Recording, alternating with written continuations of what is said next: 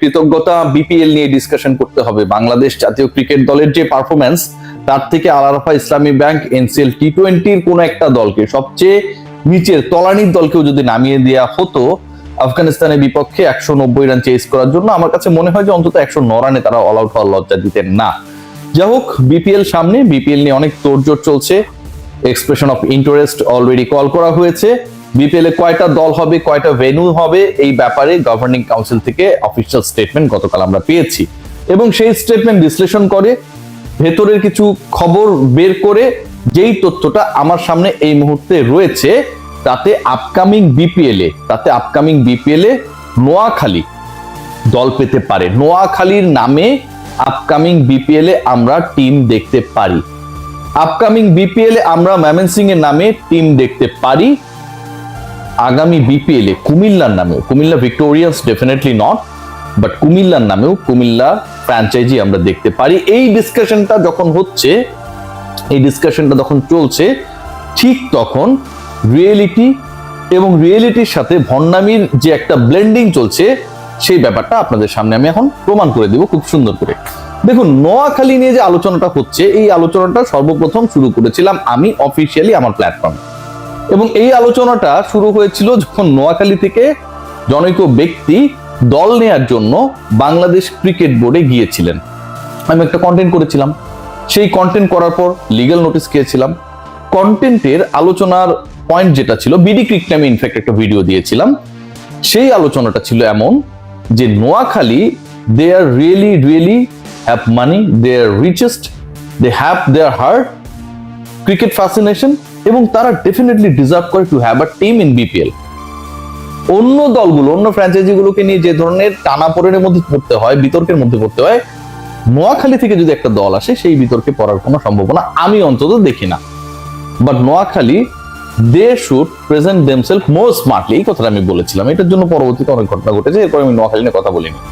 যাই হোক, নোয়াখালী নিয়ে এখন বিসিবি কথা বলা শুরু করেছে। They need Noakhali in the BPL, they also need Comilla in the BPL. তাহলে নোয়াখালী আর কুমিল্লা, এই দুই দলের মধ্যে কোনটা যাবে? নোয়াখালী নাকি কুমিল্লা, নাকি দুটাই? কুমিল্লা নোয়াখালী খুব কাছাকাছি, এবং এই দুই দল নেয়ার ব্যাপারে যে প্রচুর আগ্রহী থাকবে, এটা নিয়েও কোনো ডাউট নেই।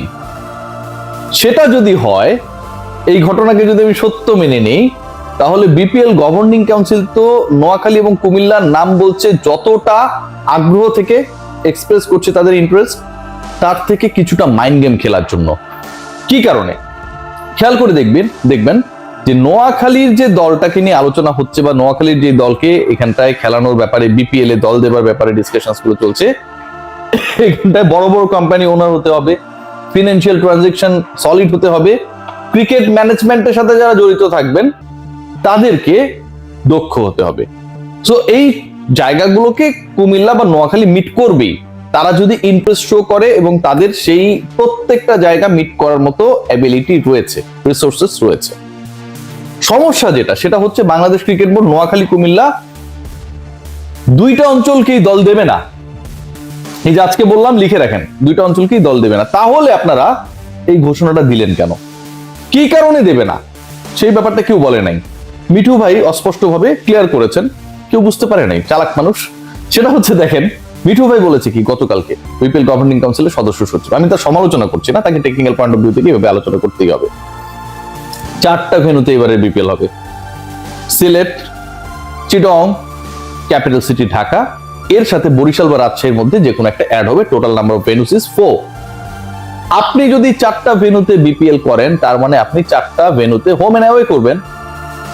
হোম এন্ড অ্যাওয়ে যদি করেন, তার মানে এই 4টা ভেন্যু তো 4টা দলের হোম ভেন্যু হবে। 4টা ভেন্যু যদি 4টা দলের হোম ভেন্যু হয়, তাহলে ঢাকার দল অবশ্যই থাকবে, চট্টগ্রামের দল অবশ্যই থাকবে, সিলেটের দল আপনি না চাইলেও রাখতে হবে। সিলেটে আপনি খেলা দিবেন, দল রাখবেন না? রাজশাহীর দল আপনাকে দিতেই হবে, আগের বিতর্কিত শফিক সাহেবকে না দিলেও আপনাকে কাউকে না কাউকে দিতে হবে। 4টা ভেন্যুতে আপনি বিপিএল করবেন। বাংলাদেশ ক্রিকেট বোর্ড এই ব্যাপারে নীতিগতভাবে একটা সিদ্ধান্ত চলে গেছে। বরিশালও হইতে পারে, বরিশালও 4th ভেন্যু হতে পারে, রাজশাহী হইতে পারে, আমি ধরে নিলাম রাজশাহী, ঠিক আছে। সো আপনি যদি 4টা ভেন্যুতে বিপিএল করেন, তার মানে আপনি 4টা ফ্র্যাঞ্চাইজি, রাজশাহী আর বরিশাল, ঢাকা, চট্টগ্রাম, সিলেট আপনি তো দিয়েই দিচ্ছেন। আবার আপনিই বলছেন যে আপনি 5টার বেশি দলকে নিয়ে বিপিএল করতে হয়তো পারবেন না, বাট ওপেন থাকবে সবার জন্য, আপনি আসলে করবেন না।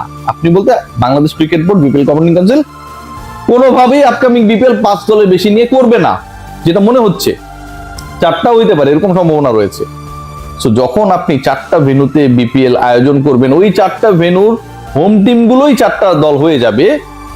আপনার অ্যাপ্রক্সিমেট ভেন্যু হিসেবে নোয়াখালী এবং কুমিল্লা নাই, তাহলে তো নোয়াখালী এবং কুমিল্লা থেকে আপনি পিক করবেন, সর্বোচ্চ একটা দল নাও করতে পারেন। কেন?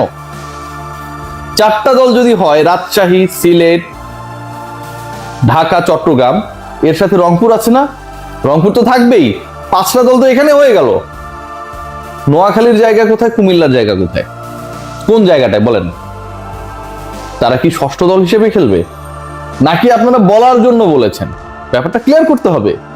আপনারাই বলছেন যে আপনারা 6 টিম নিয়ে করতে গেলে টাইট হয়ে যাবে, তাহলে তো 6th টিম হচ্ছে হয় ময়মনসিংহ অথবা নোয়াখালী অথবা কুমিল্লা। এই 3টে দলকে আপনি অ্যাকোমোডেট করবেন কোথায়? এই ক্লারিফিকেশনটা কি আপনারা দিয়েছেন? আপনি দিয়েছেন ভাইজান? দেন নাই কেউ। সো এই যে একটা মাইন্ড গেম চলছে কুমিল্লা নোয়াখালীকে নিয়ে স্পেশালি, এটা বন্ধ হওয়া উচিত। ডেফিনেটলি কুমিল্লা নোয়াখালী বিপিএল আসার মতো শক্তিশালী ব্যবস্থাপনা নিয়ে সক্ষম, কিন্তু এদেরকে নিয়ে, এদেরকে সামনে এনে আলোচনাটাকে চাঙা করে দিলাম। আবার আমি বলছি 4টা ভেন্যুতে বিপিএল হবে, 3টার ঢাকা, সিলেট, চট্টগ্রাম, এরা দল তো থাকবেই, মানে খেলা দিবেন দল তো রাখবেন না এরকম তো না। আবার রাজশাহী বা বরিশাল যদি অ্যাড হয়, রংপুরও যদি থাকে, তো 5টা দল তো এখানটাই হয়ে গেল। তাহলে আপনার নোয়াখালী আর কুমিল্লার জায়গাটা কোথায়? This is my question. আরেকটা ব্যাপার নিয়ে একটু আলোচনা করতে চাই, এই ব্যাপার নিয়ে আমি ইনডেপথ আলোচনা করব। সেটা হচ্ছে ময়মনসিংহ নিয়ে আপনারা আলোচনা করলেন, আপনারা কুমিল্লা নিয়ে আলোচনা করলেন, আপনার নোয়াখালী নিয়ে আলোচনা করলেন, ভেরি গুড। দল বাড়ুক বিপিএল এ, লোকাল ক্রিকেটারদের চান্সেস বাড়ুক, we need that, we need new talents. আমরা নতুন নতুন এরিয়াকে প্রমোট করতে চাই in BPL. But what is the fault of Bogura? বগুড়ার ফলটা কোথায় ভাই? বগুড়া কি জিয়াউর রহমানের বাড়ি দেখে সমস্যা? বগুড়ায় আমার ইন্টারন্যাশনাল ভেন্যু রয়েছে, শহীদ চান্দু স্টেডিয়াম রয়েছে, বগুড়া ইন্টারন্যাশনাল মানে হোটেলস রয়েছে। বগুড়ায় আপনারা খেলা দেবেন না, is it going to be international cricket? International ক্রিকেটও বগুড়ায় হয়েছে না? ইন্টারন্যাশনাল ক্রিকেট যদি বগুড়ায় কখনো হয়ে থাকে, বিপিএল এর ক্ষেত্রে যেখানটায় আপনার আন্তর্জাতিক মানে স্টেডিয়াম রয়েছে অলরেডি, বরিশাল এবং রাজশাহীর থেকেও গুরুত্বপূর্ণ একটা স্থাপনা। বরিশাল বা রাজশাহীতে কিন্তু আন্তর্জাতিক ক্রিকেট কখনো হয় নাই, বগুড়ায় হয়েছে। সেই বগুড়া জিয়াউর রহমানের বাড়ি দেখে বাংলাদেশ ক্রিকেট বোর্ডের কি অ্যালার্জি লাগে যে বগুড়ায় বিপিএল এর ভেন্যু আপনারা দিতে চান না, বা বগুড়াকে টিম হিসেবে আমন্ত্রণ করতে চান না? ময়মনসিংহে করতে চান, কুমিল্লাকে করতে চান, নোয়াখালীকে করতে চান, কোনো আপত্তি নাই, তারা ডিজার্ভ করে, আসুক না, ভালো হবে BPL. But why not Bogura? বগুড়ার সাথে শত্রুতা কোথায়? বাংলাদেশ ক্রিকেট বোর্ড প্রচ্ছন্নভাবে যেসব পলিটিক্যাল ডিসিশনস গুলো নেয়, নিজেরাই বাটে পড়বে, বেশি দিন নাই। টেক কেয়ার, ভালো থাকবেন সবাই।